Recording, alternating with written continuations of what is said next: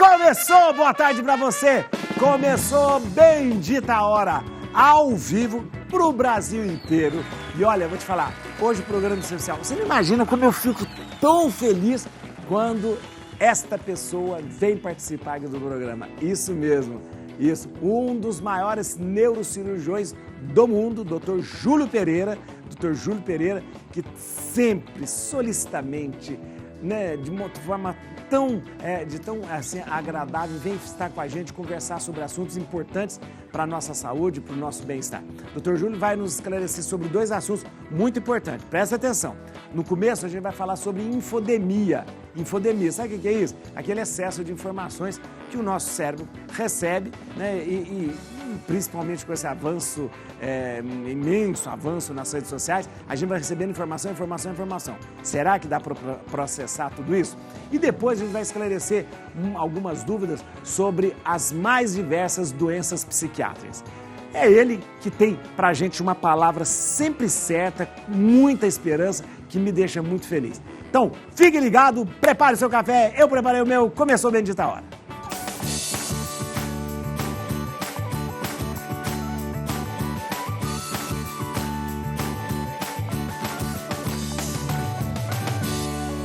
Começar o programa falando sobre infodemia. Se você não sabe o que é, eu já falei, olha, esse excesso de informação que a gente acaba sendo vítima aí, ó. Veja o VT, depois a gente conversa. Você provavelmente já deve ter recebido um volume muito alto de informações nas redes sociais ou na TV sobre um fato importante do momento, principalmente durante a pandemia da Covid-19. A Organização Mundial da Saúde definiu esse fenômeno como infodemia, um excesso de informações, algumas precisas e outras não, que tornam difícil encontrar fontes idôneas e orientações confiáveis quando se precisa. Nessa situação, surgem desinformações, notícias falsas e rumores que podem ser perigosos para a saúde e o bem-estar. A infodemia não é um fato recente, porém, com o avanço tecnológico, o crescimento da internet e o surgimento das redes sociais, esse fenômeno se expandiu rapidamente, tornando-se ainda mais comum. Mas quais são as consequências da infodemia? Como o excesso de informações pode ser danoso para a nossa saúde? Saiba mais agora no Bendita a Hora. Dr. Júlio Pereira, eu sempre gosto de dizer, é um dos maiores neurocirurgiões que nós temos atualmente, e o Dr. Júlio Pereira, ele é responsável pelo maior canal de neurocirurgia que o YouTube tem. Seja bem-vindo, doutor. Obrigado. Eu achei interessante o senhor falar sobre isso, porque a gente estava dizendo, a gente tem tanta informação, hoje a gente tem tanto acesso à informação, mas não acesso à informação de qualidade. E o senhor tem trabalhado nisso muito, né? A internet tem sido essa ferramenta para levar essa informação de qualidade, né? Perfeito. Desde que a internet surgiu, todo mundo viu que é uma maravilha, né? É verdade. Então, aqui o programa, tá todo mundo na internet, não tem jeito, eu também, né? Por outro lado, novos problemas surgiram. Então, a infodemia não é um termo novo, é um termo de mais de 20 anos, padre. Tá brincando? Foi, só que a OMS deu atenção a ela durante a pandemia do Covid. Mas espera aí, é considerado uma doença? É justamente um problema de saúde pública. Ah, entendi. Porque se você for ver, a informação e a saúde, elas andam juntos, né? É verdade. Então você vê que o seu programa, o senhor fala o quê? Fala sobre alimentação, fala sobre identificação de doença, quando procurar o médico, como é o tratamento, né? Então, assim, esse problema que a gente vive hoje foi o quê? Muita informação falsa, gerando muita ansiedade nas pessoas, transtorno depressivo, recorde do jeito que a gente nunca viu, e muita gente tomando condutas erradas. Então, a gente ouviu na época de Covid, né? Remédio falso. Né? Isso. Às vezes até profissional de saúde falando coisas erradas sobre medicação, né? E a gente começou a organizar. Então, o que acontece? A camada de informações de saúde é quem gera a saúde são os pesquisadores, os cientistas, né? Só que eles são como se fosse uma pirâmide, né? Eles são a ponta da pirâmide, é uma quantidade pequena. E muitas vezes eles não se comunicam direto com a população, porque é uma linguagem muito técnica, muito específica, né? Essa sempre a queixa das pessoas é que o médico às vezes fala muito difícil e não chega a entender, né? Perfeito, né? A segunda que é o médico. Então, o cientista está mais longe ainda da população, ela nem tem contato, né? Tem uma coisa curiosa, só a história para você saber, aquele Watson Crick que identificou, ganhou o Nobel sobre DNA, ele foi fazer um livro para leigo. E a editora leu o livro, não entendeu nada, mandou de volta para ele, converse com o leigo. Aí ele voltou para a editora e falou, não conheço o leigo. Então, você vê a dificuldade que a gente tem, né? A pessoa não conhece alguém leigo, todo mundo do convívio dele, né? Então, o que acontece? A segunda camada é o profissional de saúde, o médico. Por quê? Porque ele contato com a população, então ele pega essa informação científica, traduz para o dia a dia dele, mas ainda tem uma dificuldade de comunicar com a população. Depois vem vocês da imprensa. A informação, né? Esse é o momento, isso, né? Quando de chegar nas pessoas. De chegar, na hora que Rodolfo pega uma pauta, na hora que você faz esse vídeo, você está pegando aquela informação médica, chama o médico para falar, transforma ela, né? E por último vem o grande problema que a gente vive agora, que são a população nas redes sociais. Isso. No caso da imprensa, tem o jornalista que está aqui nos bastidores, tem a pessoa, o senhor, né? Tem todo um estudo. Esse cuidado, né? Esse cuidado, por exemplo, na televisão, os meios formais de informação, eles têm esse cuidado. Não vai falar uma coisa errada, não vai falar isso. Mas isso não acontece mais hoje com essa democratização da... A notícia, a gente sabe que tem pessoas que vendem notícias falsas, essas coisas de fofoca bombam tanto por causa disso, né? Mas aí vem o pior, sem curadoria nenhuma, que é a internet e as redes sociais.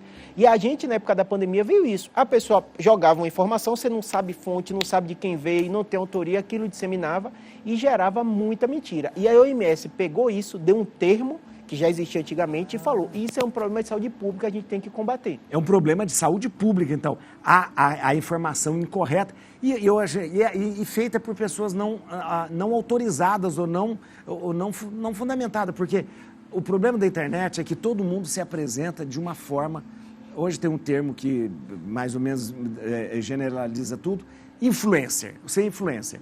Então não importa se a pessoa tem informação ou não. Nenhuma. Ela está, de repente, trazendo uma informação médica, uma informação científica, que você nem sabe se isso tem fundamento mesmo, né?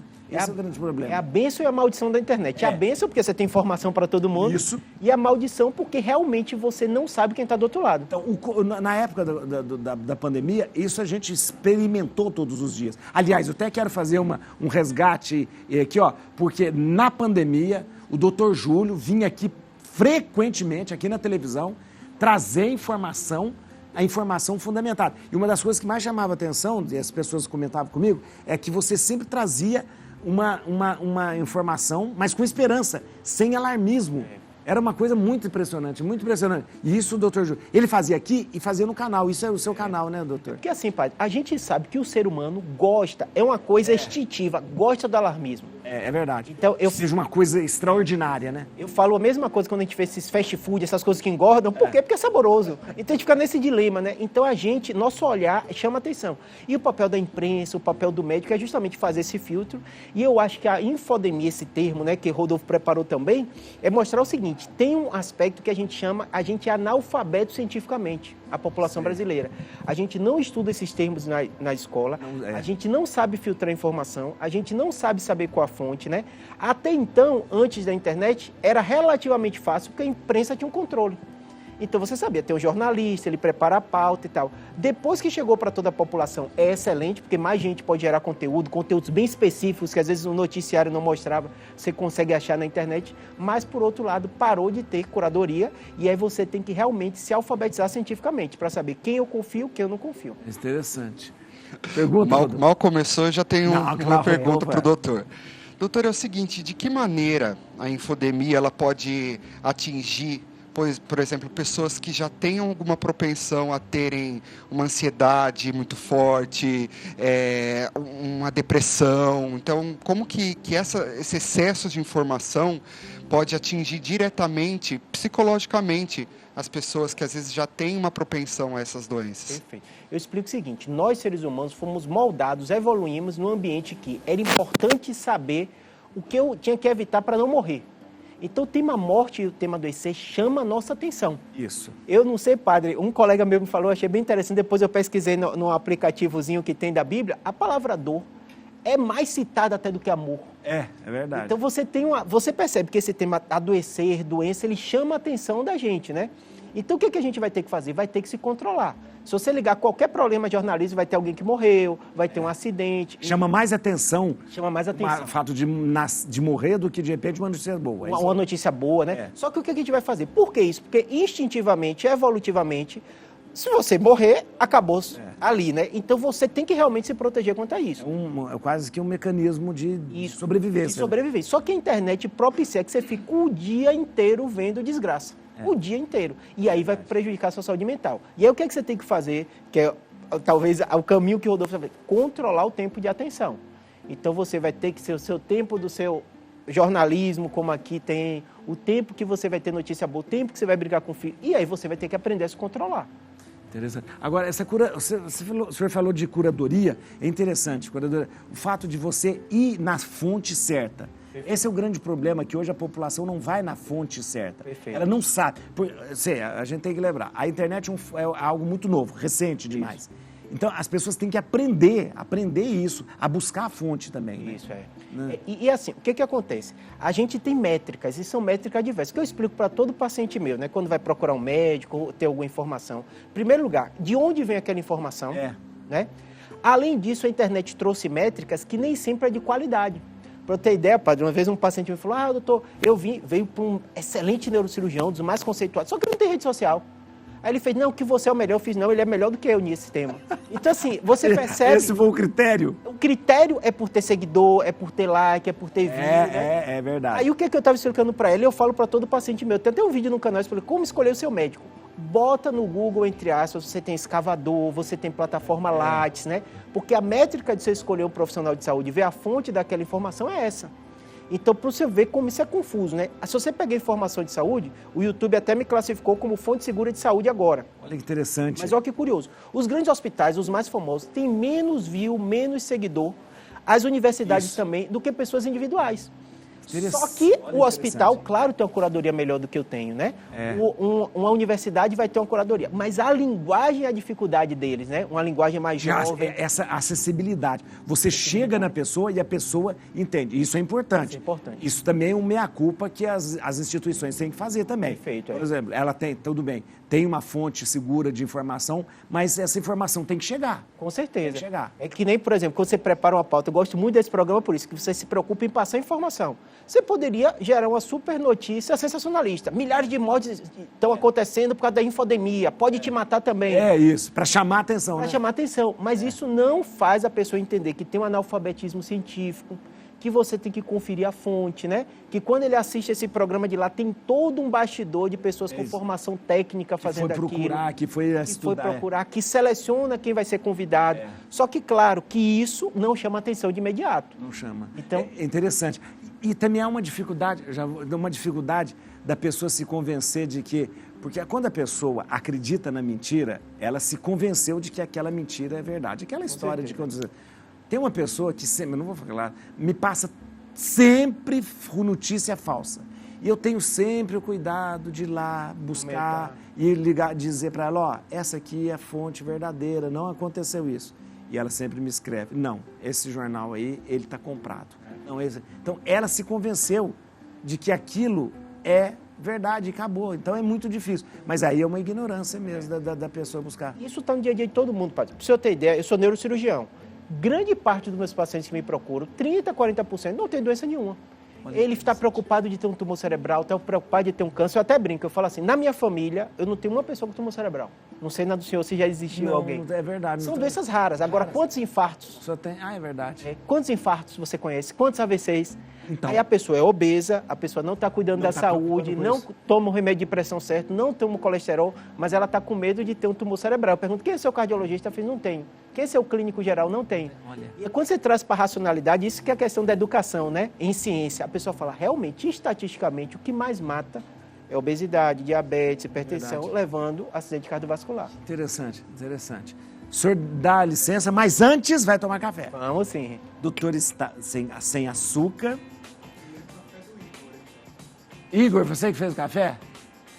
Deus me livre, vamos ver se o café do... Ele tomou até um susto, eu vi aqui. Ó.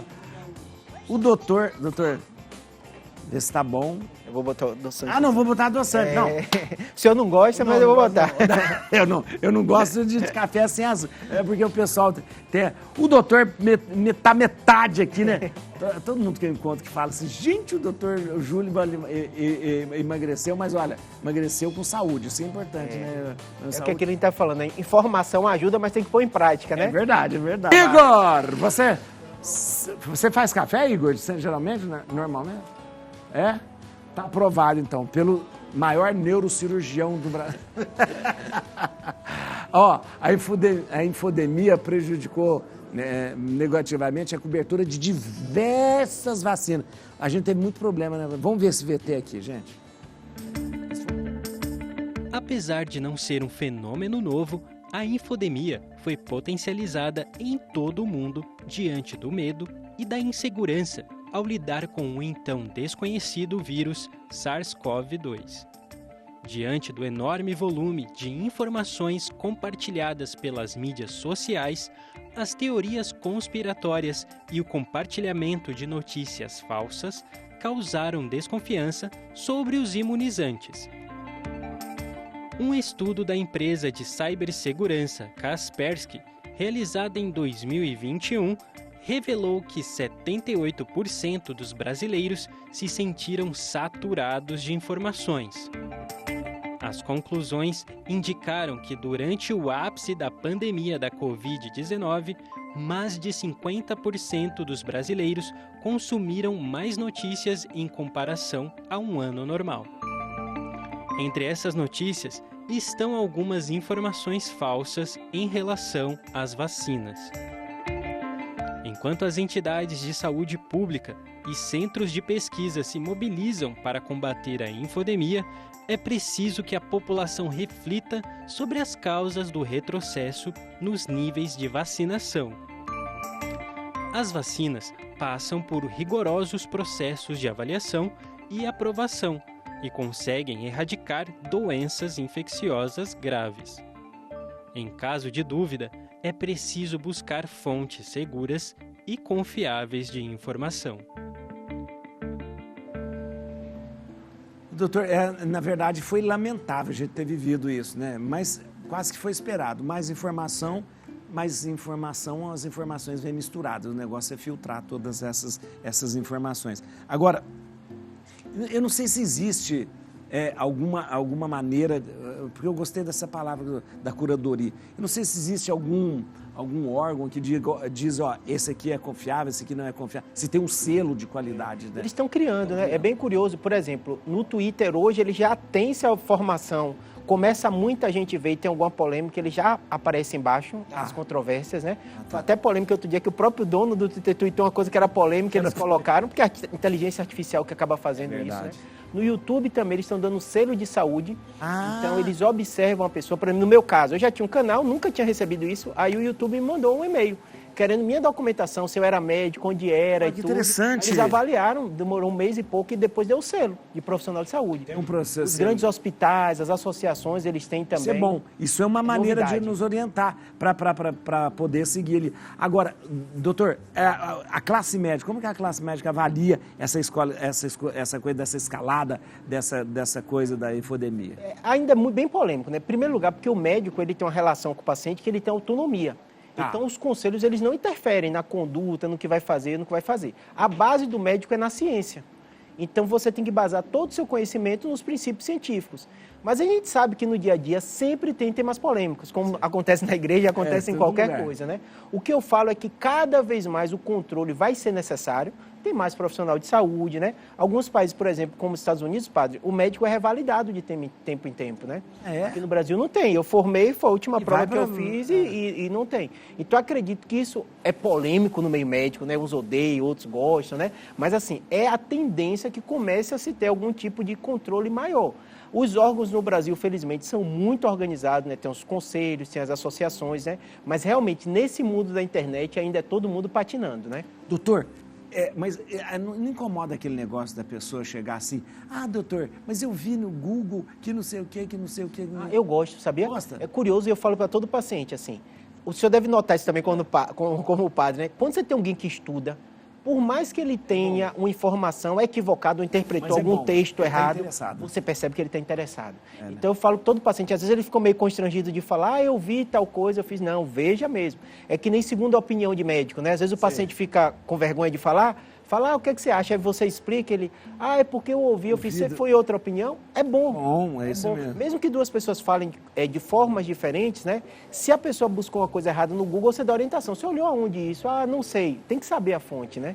O doutor, tem os principais mitos, assim, de doenças, de informação de saúde, que já foi propagado, lembra de algum, assim, dos piores? O principal vem da ignorância.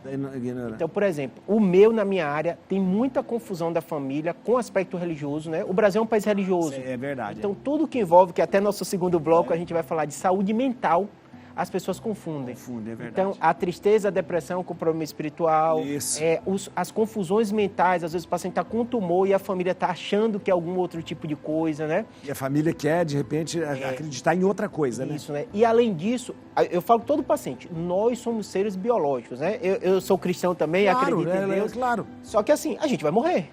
Ninguém vai viver para sempre. A gente vai ter doença, Então, às vezes, o que acontece? Tem um lado excelente, mas também tem um lado que a pessoa tem que ter uma certa confiabilidade na ciência. Então, você sempre tem essa questão que, por exemplo, dá um exemplo que o senhor pediu um exemplo, né? Uma paciente, ela tinha um exame que tinha um determinado tumor. Ela queria que eu repetisse o exame com menos de um mês. Aí eu falei assim, seu exame tem um mês e a lesão vai continuar ali. O senhor não tem fé não e tal, porque a lesão sumiu, entendeu? Então, assim, eu falo, meu papel, eu sou médico, não sou... Não é pregador, não é isso. Então, tudo que eu faço, eu tenho que justificar. Então, como eu vou justificar um convênio, como eu vou justificar alguma coisa, com um mês de diferença, sendo que a lesão estava ali e a gente precisa de uma cirurgia para operar isso. Então, assim, essa conversa é sempre difícil, né? Porque eu sei que envolve, quando você está doente, você fica muito emotivo, né? Então...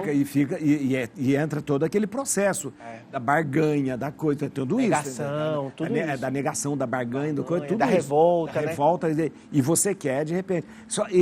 porque as pessoas pensam que, de repente, a ciência inviabilizaria Deus e Deus inviabilizaria... Não é isso, nada disso. Dois caminhos no mesmo tempo. E a gente ainda tem muito essa coisa de achar que nós merecemos ou não merecemos. Não existe isso. Não existe. Aliás, na cultura religiosa, não existe essa coisa de merecer ou não merecer, né? Com certeza. Coisas boas e ruins acontecem com qualquer pessoa. E eu falo assim, padre, você tem o seu papel no mundo, né? O meu papel é de médico. É verdade. Então, assim, a pessoa procurou um médico e eu vou dar a informação técnica que eu estudei quanto a isso, né? Eu até brinco com alguns pacientes e falo assim, às vezes querem me como fiscal de milagre. Isso foi um milagre? Eu não sou fiscal de milagre. Essa eu gostei. A gente faz o que tem que ser feito, né?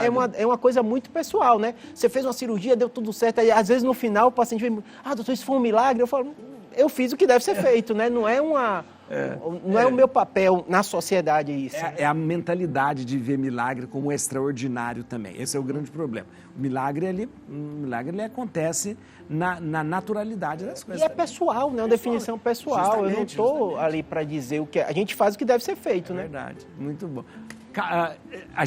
Tem mais aqui. A gente vai continuar aqui com o Dr. Júlio, graças a Deus, que bom. E aí é o seguinte, a gente vai para um intervalo rápido e depois a gente vai falar sobre doenças psiquiátricas e tal, mentais. Mas participa com a gente, mande sua pergunta aí para o doutor aqui, aproveita do Dr. Júlio aqui, tá bom? Não mude de canal, a gente volta logo.